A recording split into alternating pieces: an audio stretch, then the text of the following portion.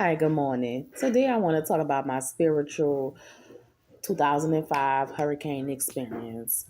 Yes, this is the month for Hurricane Katrina, I think 20 years later.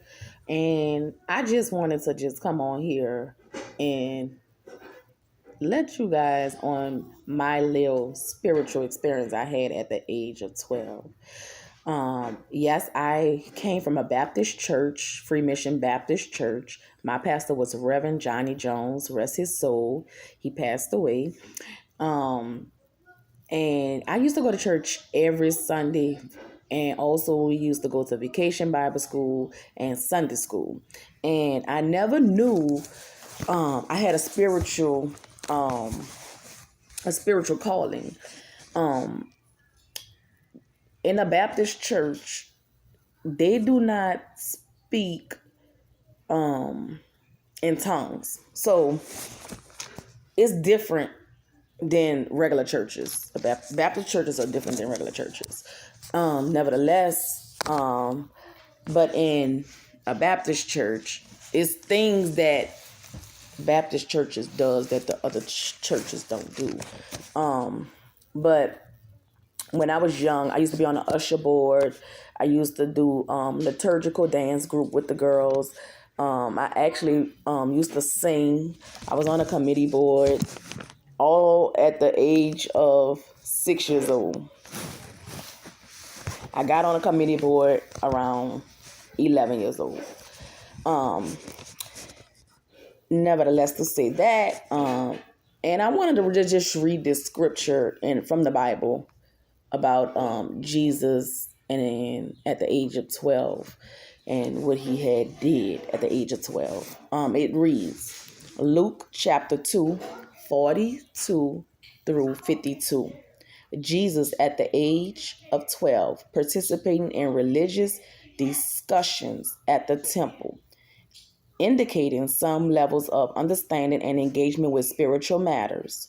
This event, while not directly about salvation, provides a context for considering the spiritual development at the age of 12. Now, I read that in spite of, for Katrina, I was going to the seventh grade and I was around 12 years old, 11, 12 years old. And for Katrina, we was on our way to church. And that Sunday was our church anniversary. I forgot how many years, but it was our church anniversary. And my mom had just went and picked up the anniversary cake that she had to bring. And my grandma, my auntie, my uncles, half of my uncles, my dad, my sister, my dog, we was all outside in the front of the house on the front lawn.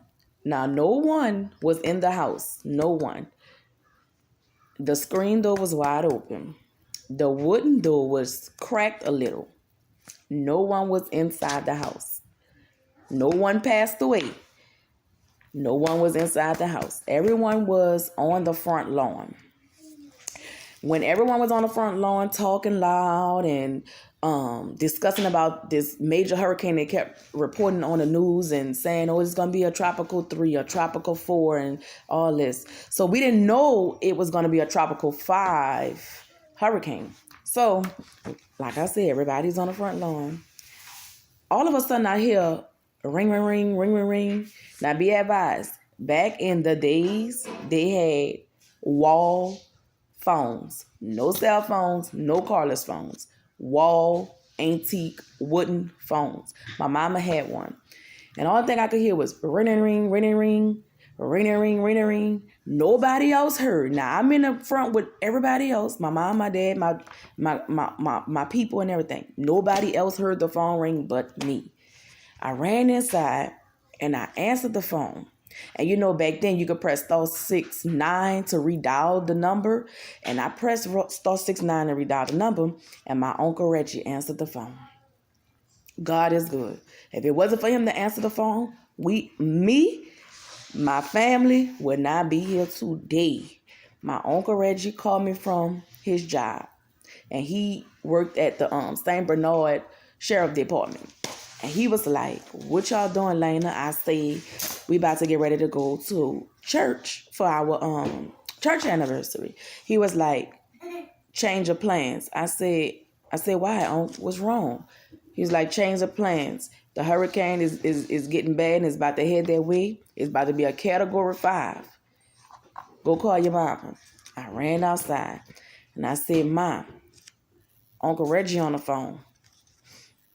So she went inside, she talked to him. My mama came outside. Kid you no lie. My mama came outside crying.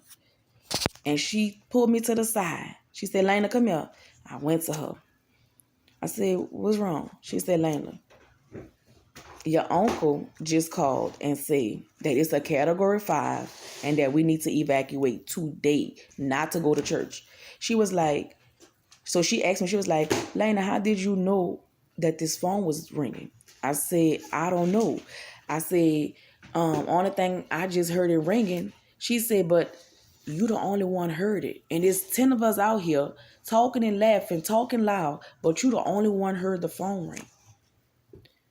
She said, Lena, I'm so proud of you. She said, if it wasn't for you, we would have been headed to church, not knowing about a hurricane. Because the church never called nobody and said church was canceled. So so church still was going on.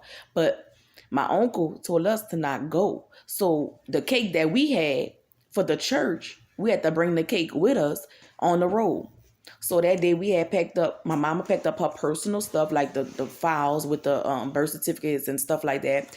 And the rest of our people met up at my mama's house. We had 14 people at my mama's house gathered on the lawn. We prayed, and we only had 3 vehicles. 3 vehicles with 14 people. We had a truck. We had my uncle car, my auntie car. My mama left her car. My other uncle left his car because I think at the time you could get insurance if something happens to a car during a disaster. My mama was so proud of me after that day. She was like, and so when we got to the hotel where we had got settled at out of town, she was like, Lena, if it wasn't for you, we would have been right in New Orleans, dead somewhere. All that to say is that my mama never knew I had a spiritual angel, and I never knew I had a spiritual angel. But every night, my mama started us off praying at the age of 5 years old. So when she did that, I started praying every day, and good things started happening. Then she would give me like some little pamphlets to read at nighttime too, for like different episodes that I would have. There's like the devil trying to come in and stuff. She would tell me to read that, read this and that every night. So as I would read these little pamphlets and the Bible, I had my own Bible. As I would read it every night for 9 days, after that 9th day, I started seeing faith, miracles. Everything was happening and it was falling all in place. I was doing bad in school. My grades was falling. But by the time I graduated, I was a 4.0 student. I was on the principal honor roll. My grades was falling. But my mom always said, Lena, pray. Pray throughout the day. Pray. Just pray, and God will answer your prayers. All that to say is that I can see things that no one can see. I can hear things that no one can hear. And I can read people's mind of what they about to say. Another episode happened recently. Me and my husband was driving in a car, and this lady came across the street, but the light was already red. So when the light turned green, I pulled off. But he looked at me like, why did I stop? I said, you don't see this lady crossing the street? He was like, no. I said, the lady right here crossing the street. So I said, wow. I said, I could see things that you can't see. So he was shocked. Yeah, but they had an actual lady crossing the street and he couldn't see it. Like, I don't know who had covered his eyesight at that time, but the lady was crossing the street. And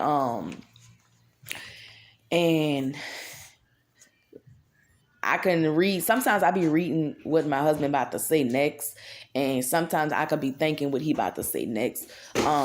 because like sometimes he lose his stuff, like his keys, and then I let him, and then he like, I can't find it, but I let him retrack his steps, and sometimes when he retrack it, he still can't find it. So what I do is I pray on it. I say, Lord, please, please, Lord, let's find his keys. So we'll go a day without finding his keys, and then the next morning, all of a sudden, I go where he never went at, and his keys appears on the dresser or somewhere.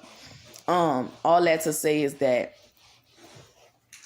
I could see things that he does not see, and the keys was sitting right there the whole time. That's basically what I'm trying to say. Like the keys were sitting there the whole time. Like for instance, like another episode, my grandpa Ernest Creighton, like he's been sick lately, and he's turning 90 years old, 90 years old, and for years now he been picking up my kids from school and bringing them home to me. So recently he was sick. So before school even started, August 4th, a month he's been sick for a month.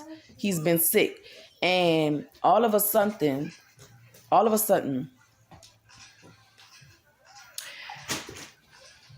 it's a week before school start, which was Friday. He called me. He was like, Lena, I don't know if I'm gonna be able to pick them up Monday, but I'll let you know.